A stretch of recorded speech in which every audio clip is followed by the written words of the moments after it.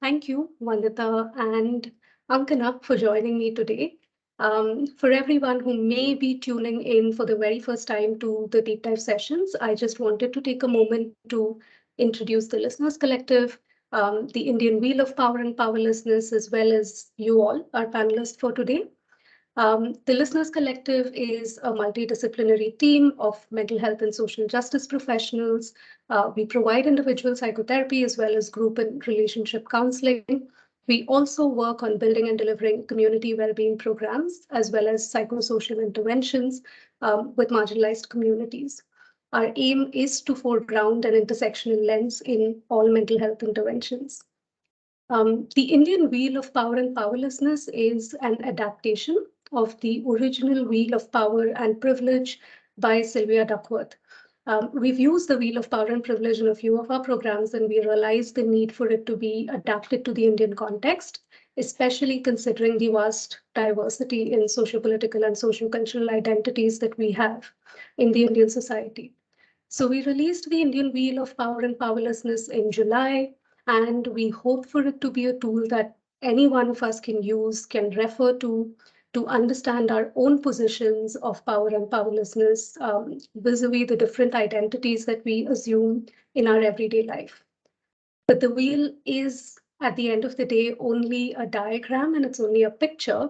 And we did feel limited in being able to express adequate nuance and also the different aspects of each experience through a picture. So the deep dive sessions were organized and they were born as a means for us to take a deeper look and to foreground at least some experiences associated with each factor through more perspective sharing, lived experience sharing, and also discussions with other experts, professionals, as well as experts by lived experience. Um, in the months of September and October, we had held a couple of discussions around the factors of gender identity and sexual orientation. This month, today, we will be taking a deeper look at relationship status and its contribution to experiences of power and powerlessness. So the kind of relationship status that an individual holds or lack thereof, and how that contributes to their experience of power and powerlessness. We will be looking at this in the context of intimate partner violence. I think this is a fitting topic as we have also just begun observing the 16 days of activism against gender-based violence. Moving on to our panelists for today, we have Vandita Morarka and Ankana Dey. Vandita's pronouns are she and her. Vandita is a human rights lawyer, a feminist researcher and organizer. She is also the founder and CEO of One Future Collective. Her work here involves developing feminist leadership capacities for social change while supplementing efforts through knowledge co-creation, reimagining advocacy, and feminist justice efforts. Vandita is also a fellow with Acumen, Change.org, Swedish Institute, WEL Qatar Foundation, a global shaper at the World Economic Forum, a member of the United Nations Women 30 for 2030 network, and she serves on the board of Civicus. Their work has reached over 2 million people. I feel like that was a mouthful, but that's Vandita. Um, Moving on to Ankana Dey. Ankana's pronouns are she, they. Ankana identifies as a queer feminist activist. Ankana holds a master's in pure psychology from Calcutta University. She's now working full-time as a program associate with Sappho for Equality. Sappho for Equality is an NGO. It's a first of its kind in Eastern India that works for the rights of queer trans individuals across West Bengal. Ankana envisions a world that strives towards collectively working to ensure dignified subsistence for the structurally marginalized. With an intersectional and empathetic approach, she is thus trying to make a difference one step at a time. I've been meaning to ask you, Ankana, about the master's in pure psychology. I haven't heard of a master's program in pure psychology.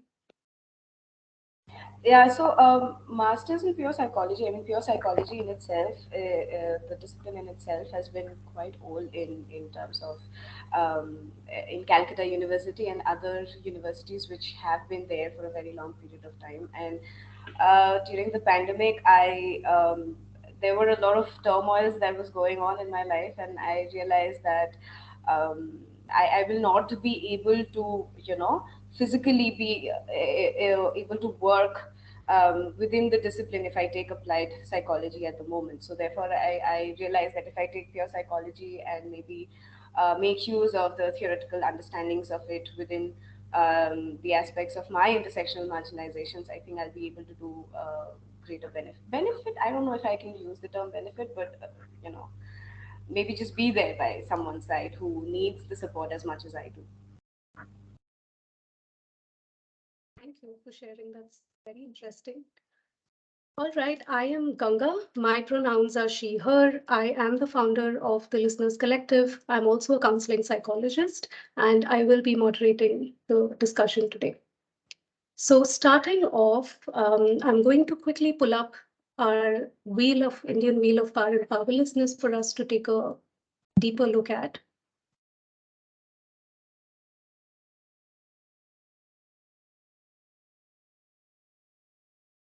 Please let me know when you can see the wheel. All right, so as you can see, this is the Indian wheel of power and powerlessness. There's a whole range of factors for which we have curated identities and groups that we believe are specific to the Indian society, closer to power or in the margins, which as you see is over here, right? And today we are going to be focusing on relationship status, which is right here. And you will see that there are groups plotted on three levels for relationship status. So as you can see, the group that's closest to power is married couples. To be more specific, cis heterosexual married couples who have legal sanction and to a greater degree social sanction as well. And then in the middle, you will see we have individuals who are dating, engaged, or even forcefully married. And towards the margins, we have individuals who may be divorced, are widowed, are 26 plus in age, single, and in unconventional relationships. Now, unconventional relationships could be individuals conforming or practicing ethical non monogamy in queer relationships or even interfaith relationships for that matter. So this is the plotting that we have on the wheel, and I wanted to invite you to share any thoughts or reflections that are coming up for you as you look at the groups that are on the wheel in terms of, do you feel like there are groups that we've missed out, or groups that are inaccurately plotted, or experiences that have not been captured? So I think it will be great to start off with just your thoughts on the groups on the wheel.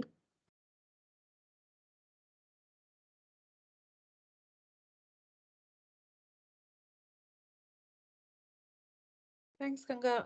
If useful, I could go first. All right. So when I look at the wheel, firstly, I have to say that I came across it before this conversation as well. And my interest was piqued because I think it's really important to have something that's a work in progress also, and that localizes some of these concepts for the work that we do. I think it gives language, vocabulary, and visualization. So I think great job on that. Just right now, when I look at it as well, something that comes to my mind is, and I'm forgetting the author, but they talk about moving the focus from what intersectionality is to what intersectionality does. And I think that to me is really integral in how I'm processing this visualization as well. And I'll give an example. When I look at the categories closest to power, I look at college education and I look at oppressor, upper caste categories, right? But I notice that often folks from oppressor caste communities are business owners, and they accumulate class and a lot of like capital and a lot of other privileges despite perhaps never even having completed a 10th grade education. So I think those intersections and situating social economic mobility in the context of personal identity is super important for me. And I think with this example, what I would also draw out as a distinction is that there are some identity categories that were sort of marked with at birth, right? Whereas there are certain categories where there is a certain amount of mobility, and the interactions between these are quite heavily influenced and dependent by some of the inherent category markers that were sort of assigned at birth. So I think that is something to be, I would say in my mind, to be a little bit more mindful of in terms of the framing. And something that's also interesting for me when I read this, it's also interesting to see how certain identities often do end up playing a more dominant role in where you end up in life or what opportunities or aspirations you're able to have. Yeah.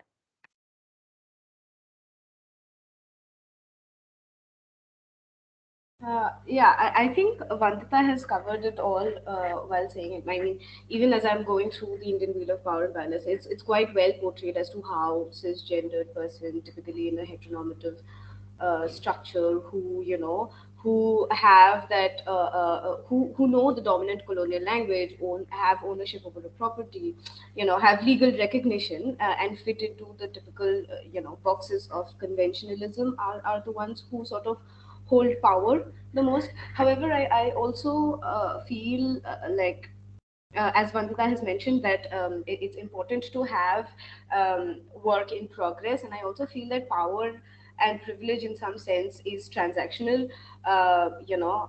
A person who might have power now may be vulnerable the next moment. So that as well, I think, if we can keep in mind while we're plotting out these intersectionalities in very various aspects, I think it's more. It'll give us a wider perspective of understanding.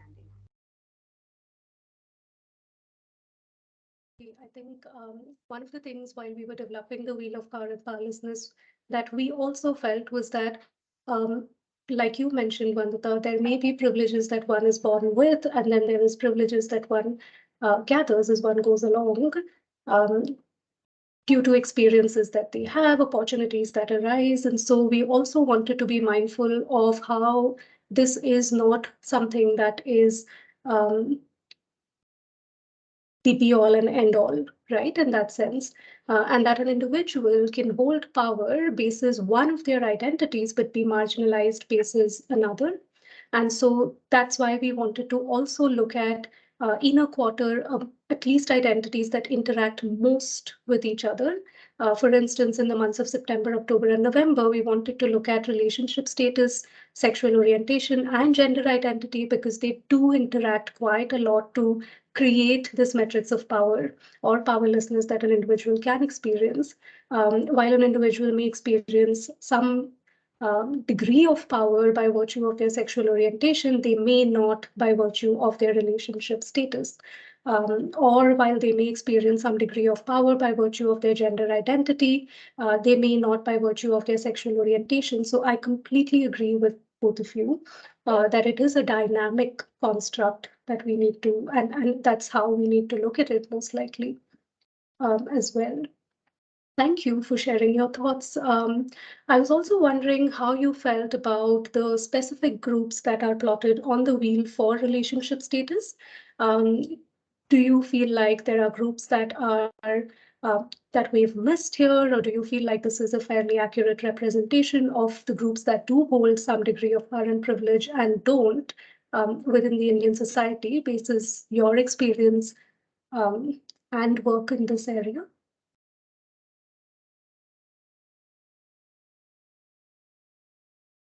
Um, should I go first, if that's fine with Vandita? All right, great. Um, I think I think all individuals who sort of do not fit into the binarized, categorized boxes that have been, imposed upon us by society, of course, are the ones who are at the margins, and therefore have the least amount of power in terms of any aspects of, encircling partnership or relationship. Um, there is a difference between viewing abuse or violence in heterosexual versus queer relationships.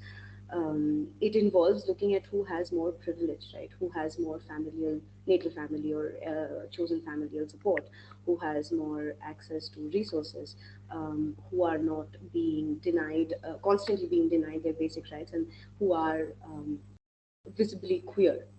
Right. So when we talk about discrimination based on gender, class, caste, sex, location, etc., through our grassroots work, we've seen a major difference between the pattern of discrimination that sexual minorities usually confront and that is they are minorities within their own family. And by this I mean, I can give you an example that if a person if a person who identifies as a Dalit person shares the marginalized identity with their family, right? But for a sexual minority or a queer, Dalit, queer, or trans person, their marginalization is in layers, and they are minorities within their own natal families, right? So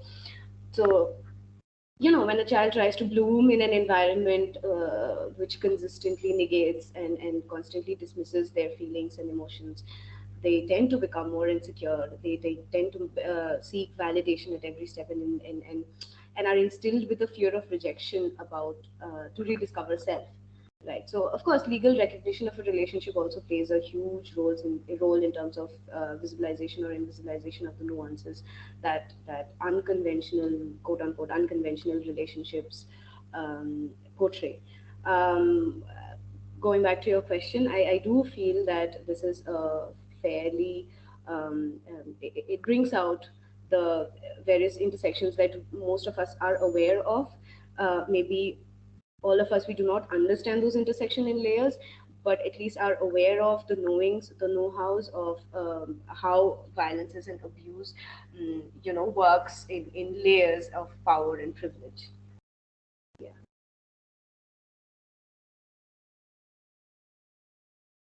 No, I want to resonate with what was shared. I strongly agree with that. And I think something that when I look at that, that quarter which looks at relationship status, it draws to mind how embedded in our system the family has become, like a family unit, as the site of like consumption and production, and how strongly capitalism is invested in also maintaining that unit, because it ties into a lot of other like processes, right? So I think that's what really like stood out for me when I look at it. I think in addition to that, something that in the second layer, right, when I look at dating, engaged, and forcefully married, I am curious about thinking how pleasure and violence can sometimes get conflated within like a legal, non-legal framework. When I look at that, I'm sure that for someone who's forcefully married, the legal structures and protections available if they're in a cis het relationship are way higher than if they are dating or engaged. But the personal protections that may be available when they are dating or engaged, which could be something as simple as being able to talk to their family about it or their friends about it, again, very different for context. I find that quite interesting. And this intersection of legal, non-legal protections and support that a person can avail is quite instrumental in where they get to and how they are able to come out of an experience of intimate partner violence or any form of violence, or even the mental protection to know that there is something that I can do, right? I think that comes to mind a lot. And I know that when we talk about intimate partner violence, we do look at intimate relationships in that sense. But I also feel like there are historically certain relationship statuses that do have certain privileges based on what community you come from, right? Um, so, for example, single unmarried men do not carry the same stigma as like a single unmarried woman, right? If you are divorced with a child, that is perhaps different in terms of the consequences for you. Society has also grown to adapt to the to say needs of widows. But would there be similar protections available for a young person who can no longer live at home, or a person who no longer has any like biological family? So I'm just thinking of those other familial structures as well, and how certain structures have gotten understood by society, and that's why they're afforded more privilege. I do also want to think a little bit about, and we can chat about that in a bit, is the very idea of what family means and the location of intimate partner violence around that. Because even in our arguments, and I think our aspirations are often so framed by a dominant narrative that even our aspirations become of replicating a cishet marriage, not creating space for other forms of queer relationships or just other relationships to emerge. So what does it mean there, right? Like, what if two friends want to co-parent a child? So I'm just thinking of those things in terms of unconventional relationships category as well. Yeah. Yeah, I think that's a lot of food for thought in terms of, like you mentioned, the interactions with legal sanction, social sanction, newly emerging formats of relationships, right? And how does that translate for us in Indian society? I think this also flows very well, also in line with what you said, Ankana, about just the specific experiences of individuals in the margins to, um, this conversation has significant implications for mental health professionals in their practice as well, right? Like you rightly said, for individuals who are in, say, cis heterosexual relationships, the experience of intimate partner violence, the source of distress or, say, trauma, emerges from the experience of violence in itself, plus maybe gender specific experience, situational experiences, like, for instance, when women are blamed for its occurrence, right, for the occurrence of violence, because they are a certain way or they may have instigated the incident. Um, but when we look at also individuals who are in more unconventional formats of relationships or not in relationships, like, for instance, like you said, Vandita, individuals who are divorced or widowed, and of course, it's very layered over here, like you mentioned, Ankanam. Um, the differences between, say, a man who is unmarried versus, say, a woman who is unmarried and, say, in their late 30s, or a man who is divorced and a woman who is divorced. And then their experience of intimate partner violence, even individuals who are in, say, live-in relationships, or individuals who are dating. There are instances of police violence that we know of, where even cis heterosexual individuals who are dating have experienced it. Similarly, live-in relationships, I feel, have only very legally received legal sanction, but we are very far away from it receiving social sanction, right? And so the process of just having to experience or process this in the therapy room means that it's not just the incidence of violence that has happened that is the source of trauma, but it's also layered with experiences of your identity as, say, an individual belonging to a certain religion or holding a certain sexual orientation or being of a certain gender identity, let's say, of a woman, for instance.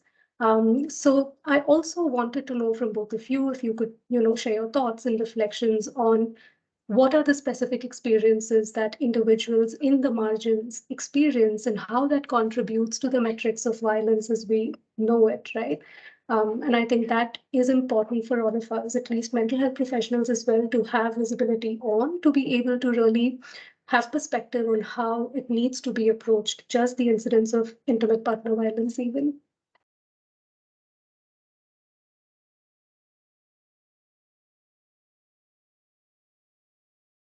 Go ahead. I think I went ahead for the last question. You may as well go ahead for this one. Thanks, Ankana. I think, I it's really unfortunate that the number of cases we work with, and the variation in the cases that we work with would mean that I can't give you like a definite set of steps. And I'm going to be honest, we've tried so many times, right? We've tried to bring this down to a system and a process so that we can, reach more people, we can support more people, but that just doesn't work. And that's been an immense learning for me through my work with survivors and personally having been a survivor myself as well. I think something that has stayed with me is that the system needs to adapt to my needs and not the other way around. So I think I'll start with a little bit of some of the challenges that I think survivors of IPV, intimate partner violence, face, especially when they come from marginalized communities, right? I think one is there is a lack of protections. Like if your relationship is not recognized, you are going to go finding other legal loopholes to be able to get a protection. So you're looking for clauses within, the Indian Penal Code. You're looking at other laws. You're trying to make a case. Whereas for a survivor that is very clearly protected under law, that case is already made. So I think that becomes a lot easier. Second is, alongside the lack of protection, I think generally the legal infrastructure in India is set up in an adversarial way, right? It's not an inquisitorial system. So they are not I mean, if I may say so, I feel like the system is designed in a way to serve the person who can prove they are right, rather than aimed at finding what really happened. And there are countries that follow an inquisitorial system. So I think the distinction between adversarial and inquisitorial also shapes the processes that different legal justice stakeholders follow, and which is, of course, not going to be conducive to someone that comes from a marginalized identity or a multiplicity of those, because that system is stacked up against them. Right. I'll give you a small example. I remember working on cases, I mean, when I used to practice, like in a court of law, of survivors, where every time they had to show up in court, they were losing daily wages. And it reached the point where they said, I can't do this. Because even if, as an organization, you get funded, you take care of all the case costs, etc., what about the livelihood cost that that person is losing? What about the fact that there isn't a courtroom accessible to them, and they have to travel for an entire day to make it for the hearing, and then sometimes the hearing is cancelled? Right. And I'm just giving you like small examples of how this marginalization shows up in day-to-day practice. So it's not just something intangible. It's not just about bias. It's about how bias becomes a part of design. And there's something we say internally. It's not like the system is not working. It's working exactly how it's designed to work. And I think if we start from that point of understanding, it helps you find the pain points and address it in a more realistic way. So I think that the lack of protections, a system that doesn't respond to you, and I definitely feel, and maybe this is my personal opinion, as a queer person, I have never found solace in prisons or the police system. I don't believe, and I will only speak for myself, right? I don't believe they are a justice process that works for me. They are not a justice process that has worked for my communities. And when I think about the additional criminalization, the sort of burden to protect a community I come from that is vulnerable already, and just knowing what happens inside those prisons, to me, legal justice in and of itself does not work. Which means that the pathways available to a survivor of intimate partner violence become so limited, in my opinion, formally, um, that I don't know if it any longer serves what their idea of justice is, because it doesn't care about that. A small thing is, in India, if you file a criminal case, you are not a party to your case. You are a witness to your own case. And that loss of agency through a legal institutional process is quite jarring, and it's quite reflective of what the police, judicial, legal system is like. And that just doesn't work for a lot of the survivors we work with. We've worked with about 10,000 over the last 2 years. And for more and more of them, justice means something about themselves and not about the harm doer.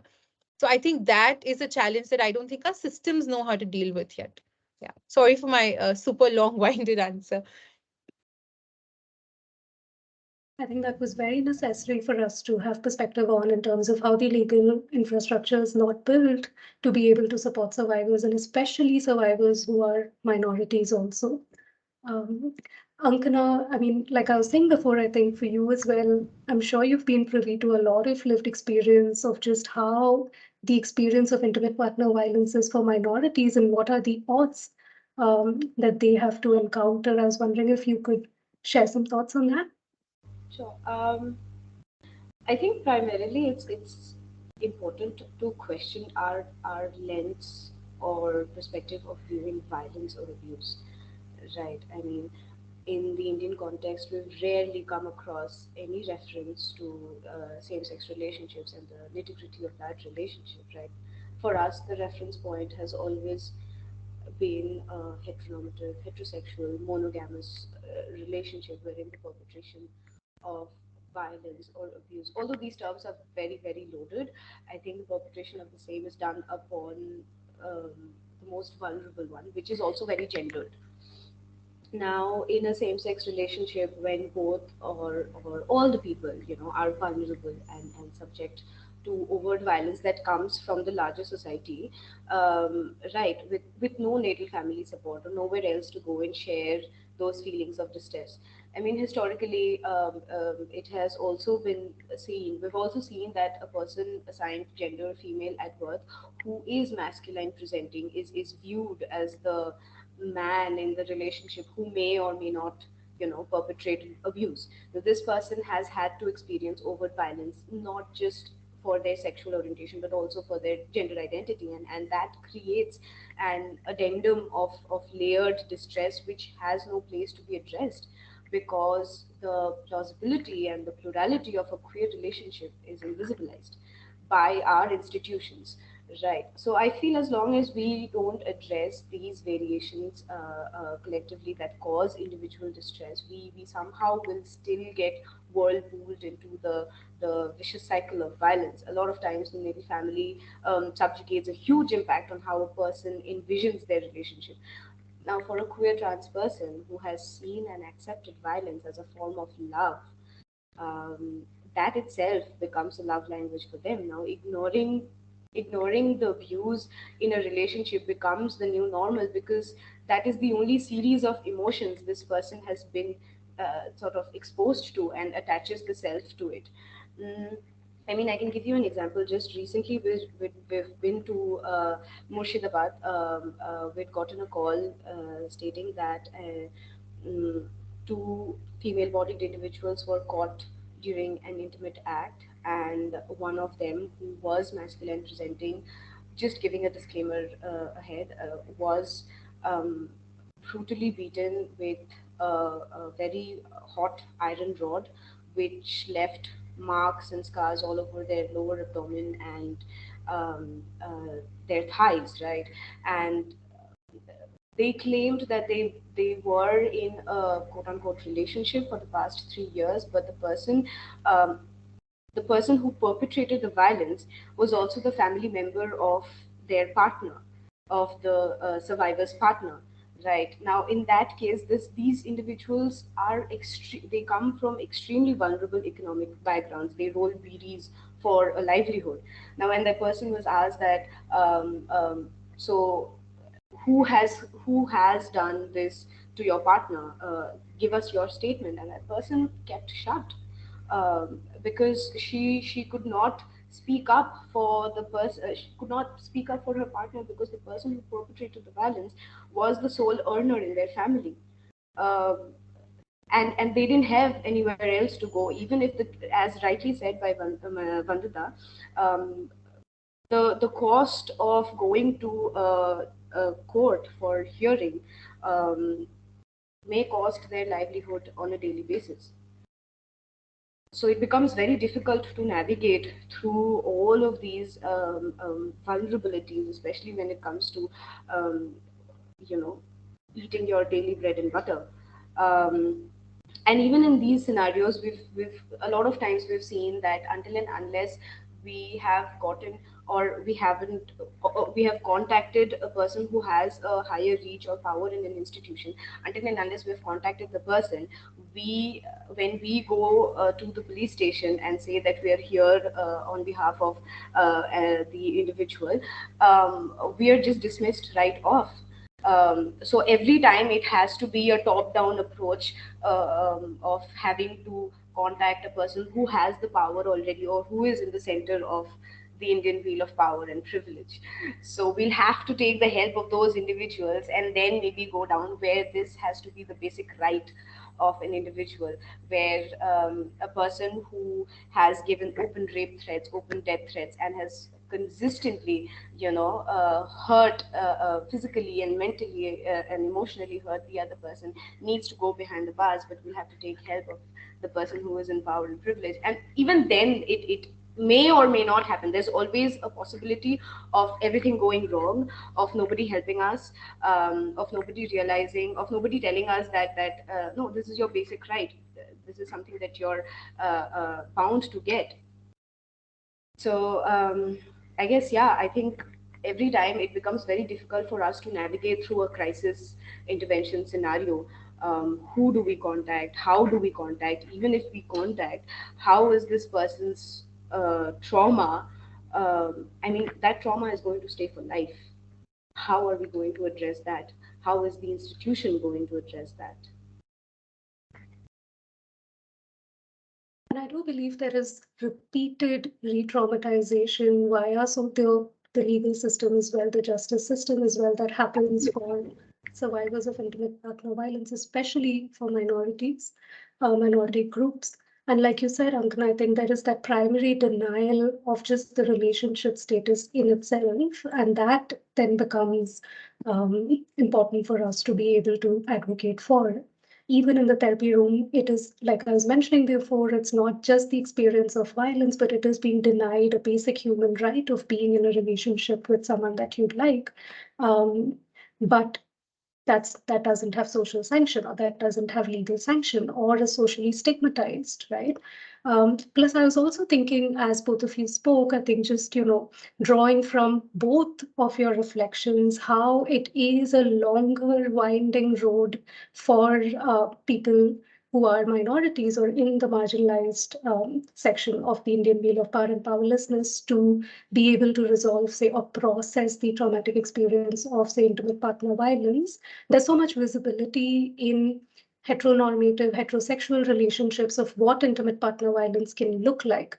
But I think just by virtue of not having social or legal sanction, there can be so much shame or guilt attached to the experience of violence in itself, in the sense of, you're hearing these messages in society that say that, say, a divorced woman is not supposed to, say, be in a relationship, or there she runs the risk of being tagged as being someone who's unrestrained, or and so on. And so then for them to be able to come forward and even explain that they're having an experience of, say, or they've had an experience of intimate partner violence is so much of a longer process than it would be for someone who is in a heterosexual relationship or in a married format of relationship at that point in time. Similarly, for individuals who identify as, say, queer, or individuals who are, say, in live-in relationships, like I was mentioning before, it's such a longer, winding road to be able to finally come down to actually the experience of violence. There are so many mediating factors that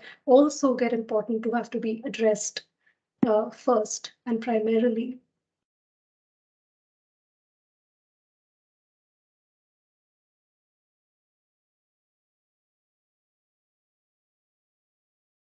Right. I I think, was also, yeah, sorry, sorry. Ganga, something I think I do want to highlight, and I could be off the mark here, is that even the denial of recognition, and not just legally, right? Even from society and community, is in itself violence, because it is structural violence, and it is the basis on which a lot of the other forms of violence are then built. Um, you know, um, for example, even when you all were speaking, I'm thinking about how difficult it is to get a house, and how people tend to stay on in abusive relationships because you're not going to get a house otherwise. And just like the recognition that violence in itself is very multi-layered as well. Absolutely. I think the word stacked that you used earlier is what's coming to mind to me right now.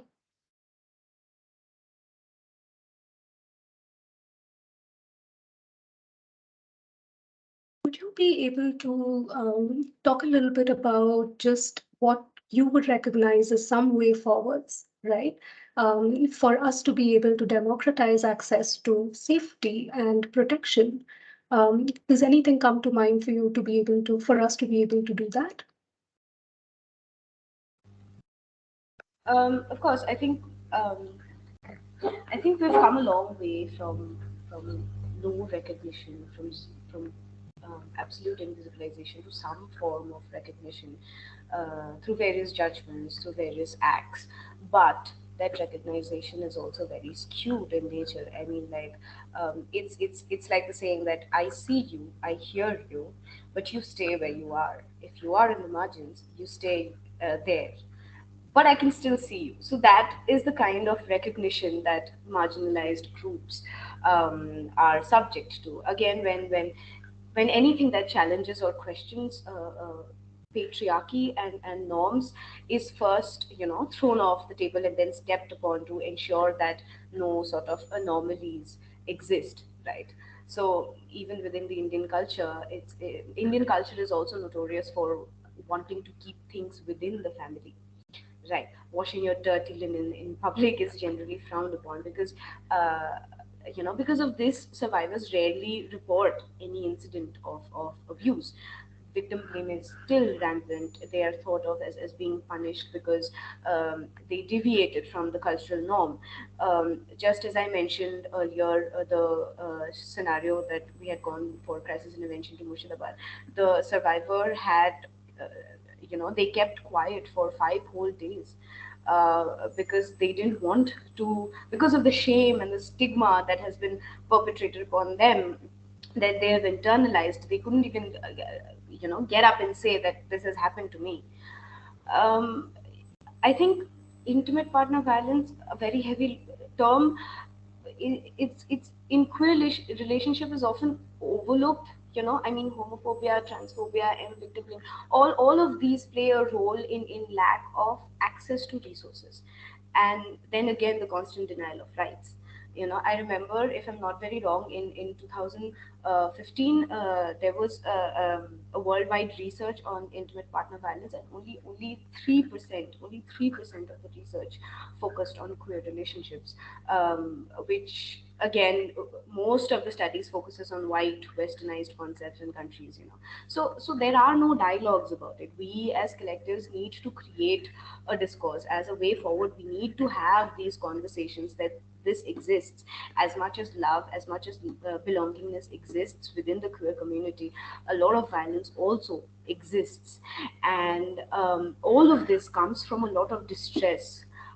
As mental health professionals, I'm sure we're aware of the minority stress model, and how proximal and distant distress affects their intimate relationships.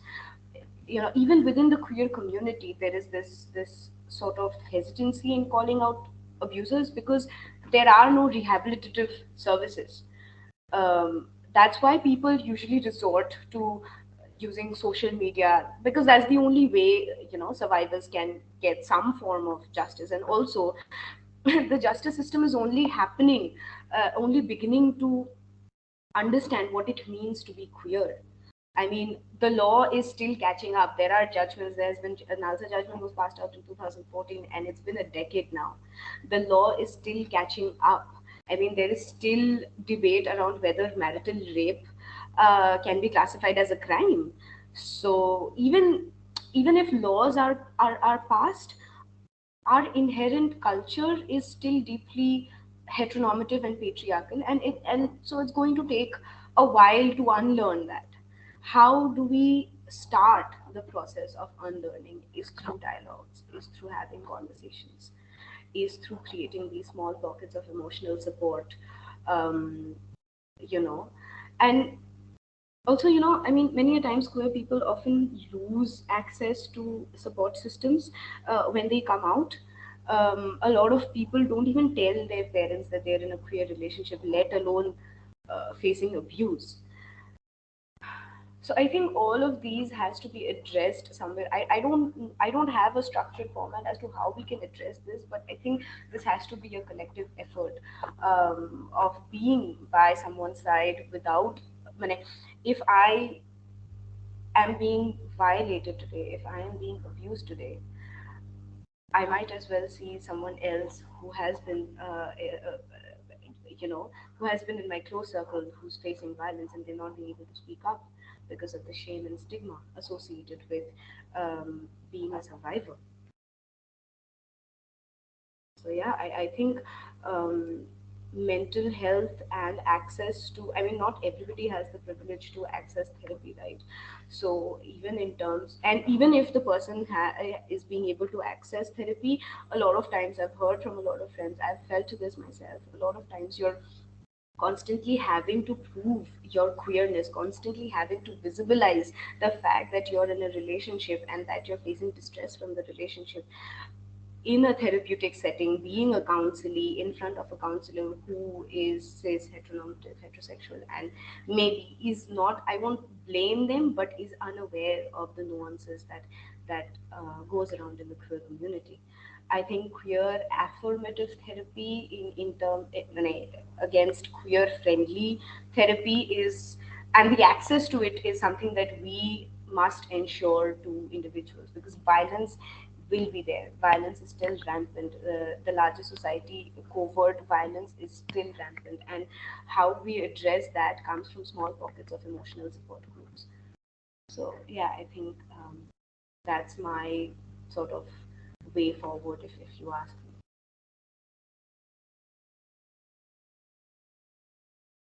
Thanks for sharing that, Ankana. Really agree, especially with the bits about mental health support, because there is a short term and a long term to this, and we can't exchange or compromise the lives of the short term for the long term with this utopian idea that violence will fully stop or it will not happen. And I think just adding on to that, something that I and us at One Future Collective have really been thinking about is this very notion that violence perhaps will exist within different structures as well. Even if society was structured differently, there is a possibility of violence and harm. But the current response to violence and harm is very rooted in the power circle, the core you had, which was able-bodied, which was upper caste, things like that. I think those are also determining what response to violence and harm should look like. And which is why that response is not working, because it only works, I think, as Ankana said as well, for someone like me to get access to support, it has to be through someone like them. And I'm someone who comes with a fair amount of privilege as well. So I think just that reshaping of response from the lens of restoration, from the lens of justice, rather than from a lens of retribution and punishment, would really help us invest resources also in the right place, because it is eventually a matter of money as well. Because when you asked, what is the one way to make this easier, I think something I wrote down was money. Every survivor that we work with, a big struggle, and I don't have a solution yet, they need money to leave an abusive situation in many many cases. How does one correct for that, right? I think that need for material security or a safety net is imperative. So many queer people we worked with during the pandemic, they were stuck in abusive situations because where would they go? They couldn't afford a PG, they couldn't afford a hotel, they couldn't afford anything. And often, like, that's where social capital plays in as well, right? If I'm someone without money and without access and other marginalizations, my friends and communities are of a similar nature. And we have somehow reached a system where we are having we are forcing people to fundraise for things which should be theirs as a right. I see people fundraising for leaving an abusive situation. I see people fundraising for medical access because someone went through abuse and now is in the hospital. And it really forces me to think about the systemic need for material security. So I think one, what I said about reshaping the narrative of responding to harm and violence. And I think second, definitely providing material security. Is there housing? Are there jobs? If there are no jobs, are you still providing enough food and shelter for someone to leave an abusive home? Even like internet access, digital access, are you providing that for people? So I think that for me becomes really important systemically in terms of material security.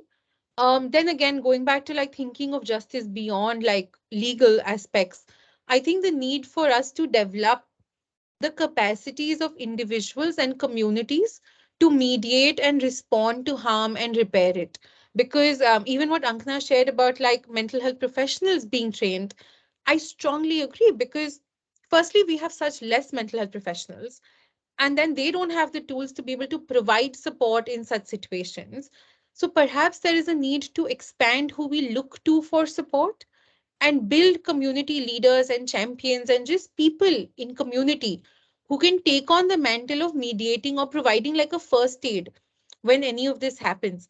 And I think that allows us to scale our response capacity, protect people. I mean, I wouldn't even say protect, I would say ensure that immediate more harm is not happening. So I think some of those things I think would be really useful is what I can think of. And I think something at the personal level that I have really struggled with, and maybe it's a matter of narrative shaping over the last few years. There has been a narrative which says, if a survivor, if say your friend is in a toxic relationship, just be there for them, just listen to them. But I think sometimes we have to do the risky thing and sit down and have a conversation.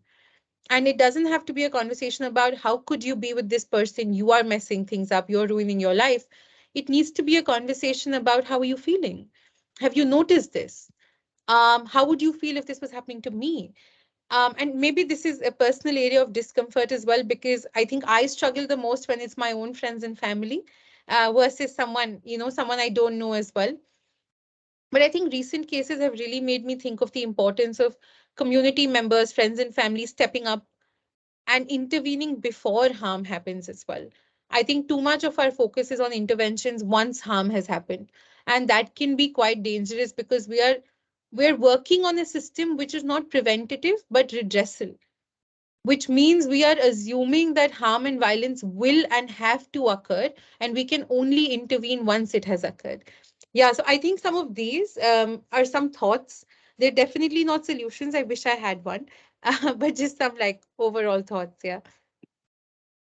I think I these think are I'd just like to add to what Vandita had said, and I absolutely second to the idea that our justice system it works on redressals and not prevention. I think for that, grassroots level sensitization and awareness is the need of the hour, and it will be for a very long period of time. I mean, we'll have to have grassroots level work up and about. Safa for Equality has been doing that for the last 22 years, and it's still, the scenario is still the same. That's the least that we can say. I mean, mm, the violence is still the same. Um, we've seen it.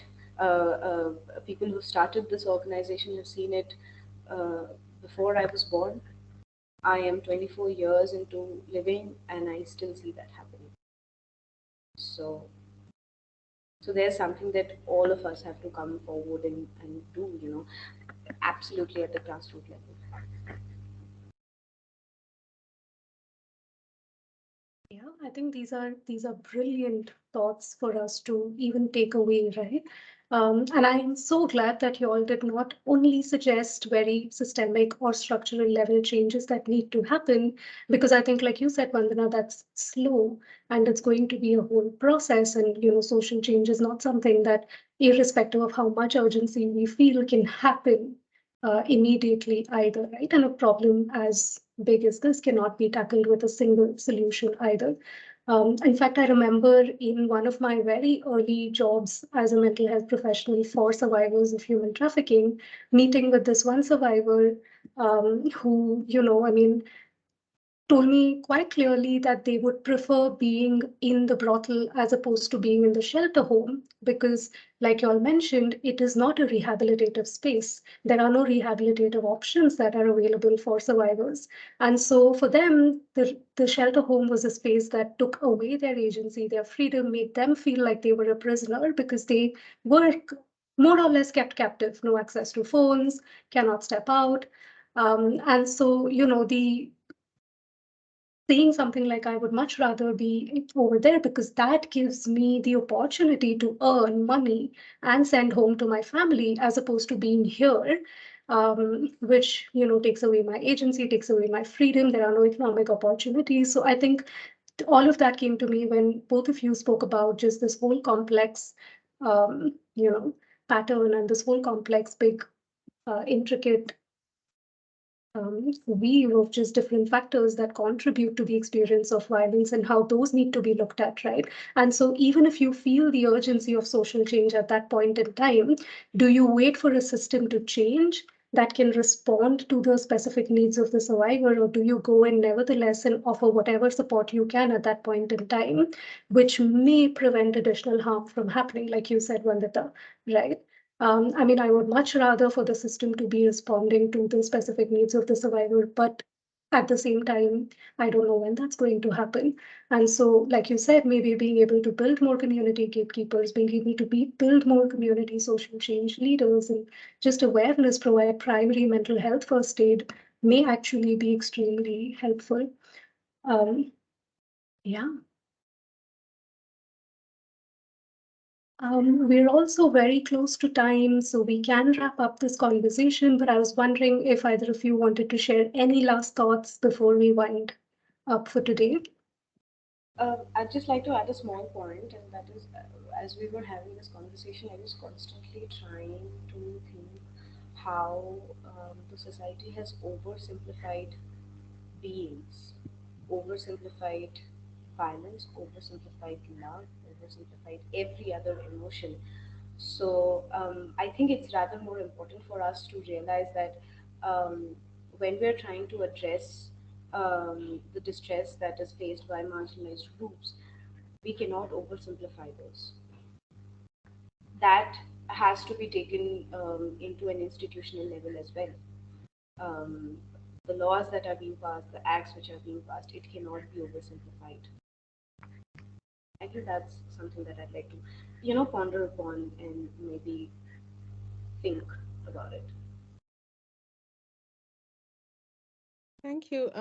I, I just want to say this was a really insightful conversation for me, even from just a point of view of reflecting on sometimes the work we do day in and day out, and to being able to step back and say, these have become larger systemic issues now. Like Ankana pointed out, that we've oversimplified things. Sometimes we do it for funders, sometimes we do it to make sense to other people, and we keep trying to fit things into models and frameworks. But life and the experiences of people are just not that simple. And we need to have systems that hold space for this. Rather than constantly try to give you this four box model within which everyone fits, right? I think for me, for anyone listening in, just a thought that has always stayed with me is that we have individual agency to be a part of what justice means and to shape what justice means. And of course, we have barriers, and of course, there are many of us who are marginalized in many ways, and we do not have those accesses. But I think it's also imperative for me to ask those that have privileges, that what is it that you're doing? To those that have access, what is your responsibility in this? Because I also struggle with how much marginalized folks are studied, how much they're expected to be data points, and we're not studying where the oppression comes from or where systemic bias and barriers come from. So I think just that personal reflection and undoing in our individual lives can be quite powerful as well.